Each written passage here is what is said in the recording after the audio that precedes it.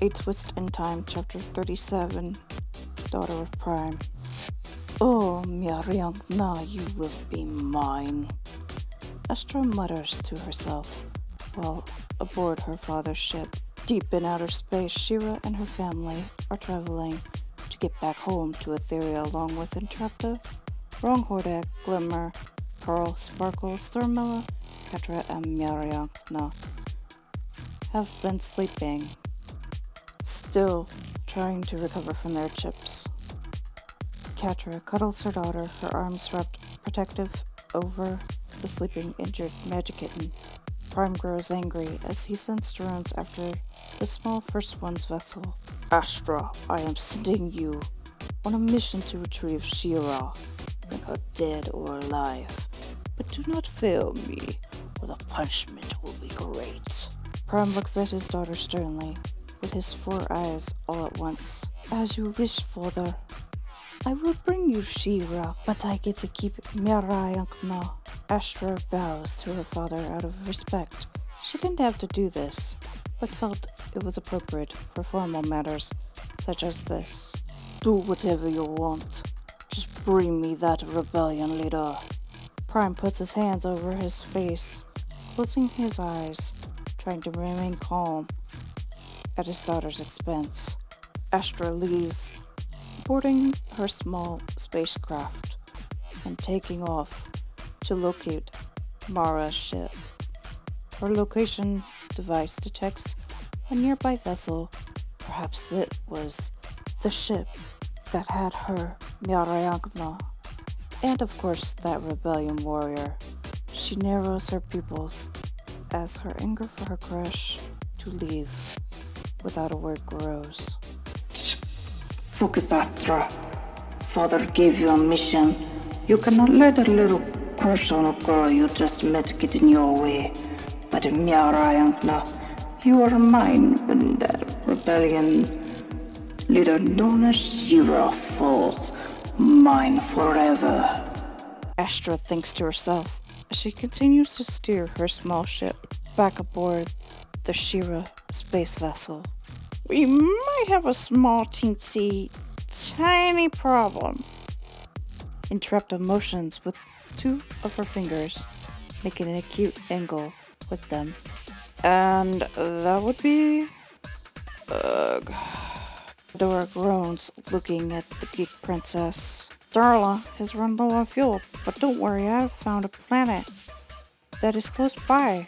It has these pink crystals. It will make her feel all better. Entrapta raises on her hair ends, lifting her full weight upon them. I do not feel pain, Entrapta. I am a space card, not a living, breathing creature. Darla responds blankly. Darla, do you think you can get us there? Adora asks the robotic control module of the ship with a sigh. A fabulous Shira will help just in the power to get us there. There, Darla, you will be better soon. Entrapta rubs her fingers on Darla's dashboard. The ship doesn't respond to this, however, as it was trying to keep its energy reserves stable till they reached said planet. The Agilite crystals fueled the ship to keep it going. Adora leads Darla to the planet with Agilite crystals to restock the ship's fuel. The ship crashes on the planet with a rough landing but holds steady. Meanwhile, Astra is not far behind, as her craft is more modern than the 1,000-year-old Darla. Stay here, Pearl, Sparkle, Stormilla, Adora, and I will be back. Entrapta's in charge. Queen Glimmer looks at the teen princesses, wagging her finger sternly.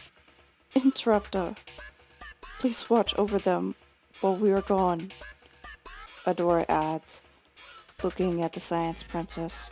Oh, that's no trouble. I will just be taking out the old crystals to relieve Darla of her pain, poor girl. Technessa's mother grabs her tools, wiggling her eyebrows. Darla and I are going to spend some quality time together. I do not feel. Oh, never mind.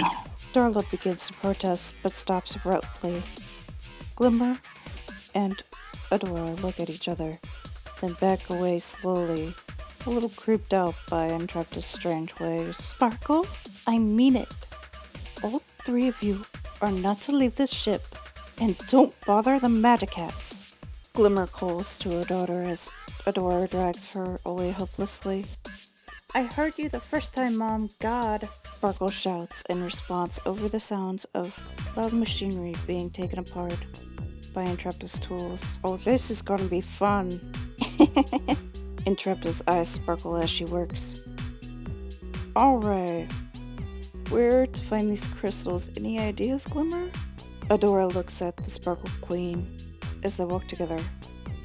No clue. We will find them, don't worry, Adora. Glimmer reassures her best friend. I know. I'm just worried. Adora sighs. It's about Catra and your daughter Miariankna, isn't it? Adora, they will be fine. They just need rest, is all. Glimmer smiles softly at the blonde. No, stay away. Leave my daughter alone. Catra begins to have a nightmare, grabbing hard onto her daughter's sore back, where the gashes were still fresh. Prime plays his mind games with the Half-Moon Queen and her daughter. Please, don't hurt me. I will do anything. Just make it stop. Miariankna also enters a nightmare of her very own as Prime makes the smaller feline curl up in a fetal position to protect her most vulnerable areas on her tiny body. I will find you, even if I have to search the entire universe.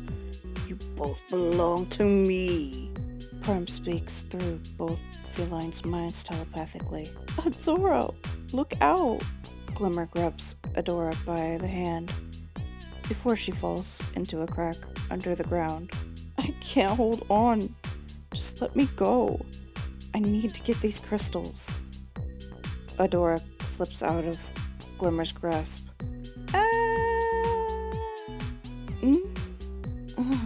Hey, Glimmer, I see a light. I'm gonna go towards it. Adora, stay away from the light.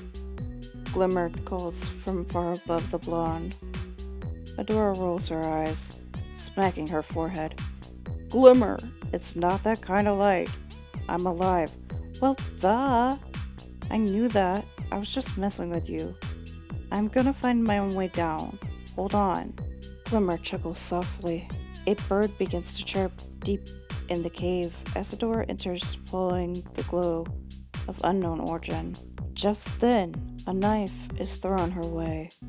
The blonde jumps back in surprise. She had been caught off guard. Hey, who threw that? Watch it! Adora shouts with slight anger. I did. A voice calls from the darkness as three other people come out of hiding. Who are you? Adora asks, raising her eyebrows. We are Star siblings. Who's asking? One of the sisters crosses her arms over her chest. My name is Adora. I just came to get Hagalite crystals so that me and my friends and family can go home and stop Prime. Are you with the Horde? The older brother demands as he stands protective over his sister.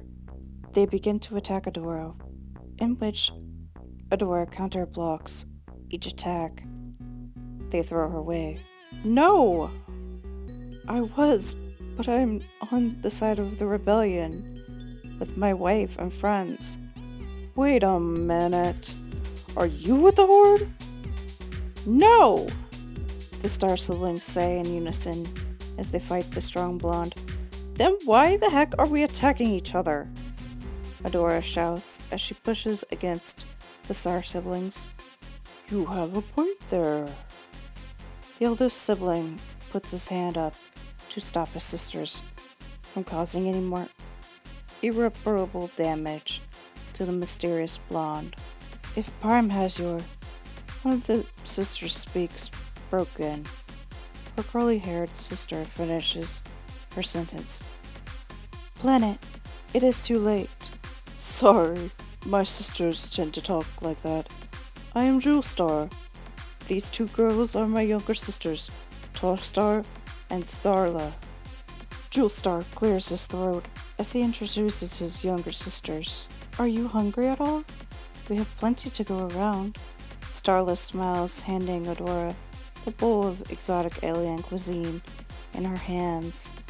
Adora scarfs down the food while the Star siblings talk amongst themselves. Glimmer finally gets to the cave. After a long climb down, she dusts herself off before entering the crystal caverns. Adora! I found the way down. Where are you? Glimmer calls as a bird begins to attack her. Call off your bird. It's just my friend Glimmer. Adora scoffs at Starla. How many are you? Tall Star demands, grabbing her bowl, holding her food rations tightly after seeing Adora gorge herself with her little sisters. There are 9 of us. But don't worry, Glimmer and I came out of the ship, and Trapto's watching the others. Adora chuckles softly. 9? You gotta be kidding me. We don't have enough food for all of you. Tall Star throws her mechanical hands in shock. Adora, by my calculations, there is seismic activity on this planet. Entrapta comes out of nowhere. Adora's eye twitches as she groans, muttering, Entrapta? Why aren't you watching the kids on the ship? Oh, don't worry. One Hordak is watching them.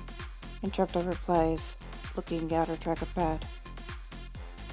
Okay, so don't get mad, but Colony Boy fell asleep, so we snuck out. Pearl sneaks up on the group. I tried to stop them, but it was too late. Ugh! Sparkle adds, glaring at Starmilla and Pearl. Yeah, well, it was her idea in the first place. Starmilla snorts with disgust. Look, I don't care. For the love of the gods, get back on the ship. Adora glares at the 3 teens. Ugh. Fine, adults always have to ruin the fun. Come on, guys. Pearl begins to say, just as a tremor begins to shake the ground. The 3 teens scream and huddle together for safety as the ground continues to shake. Oh, isn't this just peachy? Looks like we're stuck here. Now, when we get back on the ship, we're going to have a very long talk. You 3 are in so much trouble. Adora groans as she continues to lecture the teens. Adora! There are the crystals! Glimmer points as she runs to push on a large crystal. Come on, let's all push. We can make it if we work together. Jewelstar gets his siblings to help with Adora and the other princesses. The crystal falls, making a bridge for the group after the next quake, but they had to hurry because the seismic waves began to worsen with every shake. I will go get them. Glimmer volunteers and begins to climb, just as the ground starts to shake again, lifting the queen up higher. Hurry, Glimmer! There isn't much time before the big one hits, Entrapta warns, as she tries to calculate the tremors. Glimmer gulps and continues to climb, finding blue crystals. Find them yet, Glimmer? Adora asks loudly over the shaking of the ground. Not yet! Oh wait, here they are. Got it! Glimmer calls back as she fills her cape with pink acolyte crystals. Come on, come on! Entrapta begins to pace out of nervousness as they all wait on the queen. Adora catches Glimmer, and the group begins to run out of the cave, the crystal bridge crumbling, just as Glimmer begins to fall. Mom! Sparkle alerts Adora, who grabs the queen with great haste. I won't let my friends be trapped here. Adora had been losing Shira for some reason since being on Prime's ship and wasn't able to transform. With the help of Tall Star, Adora is able to hold on to the collapsing walls of the cave.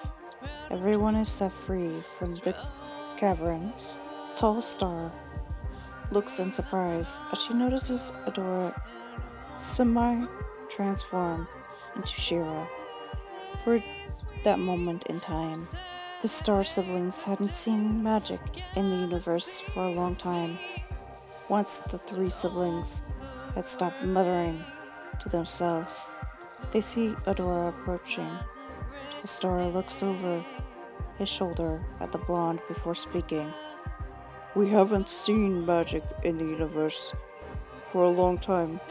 We wish to stop Prime and take back our home. We will join your rebellion. We would be honored to have you fight for the cause. Adora smiles and waves at the space pirates before returning to her friends. Darla's fuel became replenished after Entrapta replaces the previous crystals. Darla takes off, leaving the deserted and dead planet behind. Astra is hot on their tail as she fires laser torpedoes at the First One ship. That's enough. For the honor of Grayskull, Adora shouts, transforming into a new form of She-Ra. A battle ensues as Astra and She-Ra fight, leaving the dark villainous cat to return to her father empty-handed. Adora comes back to the ship as Glimmer is fixing dinner with Ron Hordak, since Entrapta had basically turned the clone's brain to mush after he had tried to attack her in the cloning room back on board Prime's ship. What do you mean? You couldn't get Adora. I gave you an order, Astra, to bring She-Ra to me. Prime roars at his daughter, grabbing her by the throat. Sorry, father. Astra chokes out as her throat gargles. Her father tosses her to the side. No matter, I will do it myself and put an end to this mockery once and for all. He shouts, slamming his fist on the screen, seeing the rebellion grow. Queen Star rushes over to her daughter, taking her kitten away for protection against her husband. Something was very different about this queen. Who or where did she come from? The answer will soon be revealed.